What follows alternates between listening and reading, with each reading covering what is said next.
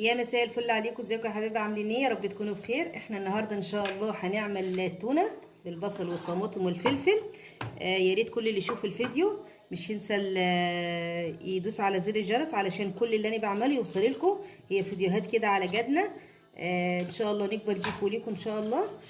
يا رب اكون كده تحت حسن ظنكم. يلا نصلي على سيدنا محمد كده ونبدا. يبقى خرطنا البصله بتاعتنا، هي خرطها مكعبات كده صغيره شويه كده على حسب ما انت عايزيها اهو. يبقى خرطنا البصله كده اهو،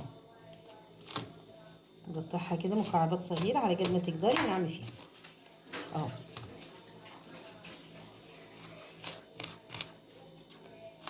نجيب بقى الطاسه بتاعتنا الحلوه دي، الصينيه بتاعتنا هي، ونروح حاطين فيها شويه زيت اهو، ونروح رافعينها على النار.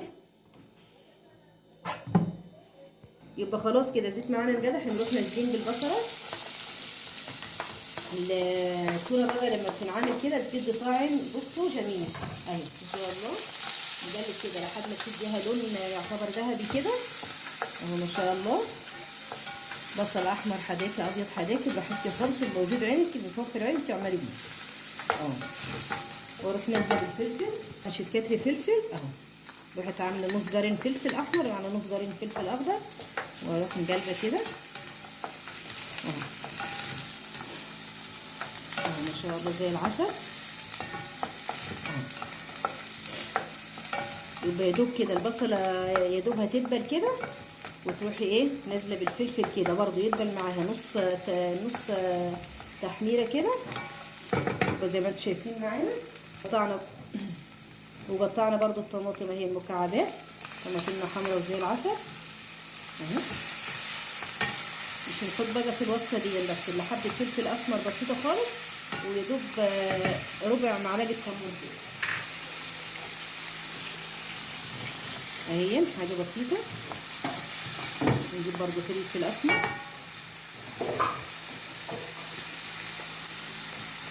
رشه بصوا يعني بصوا بسيطه خالص اهي.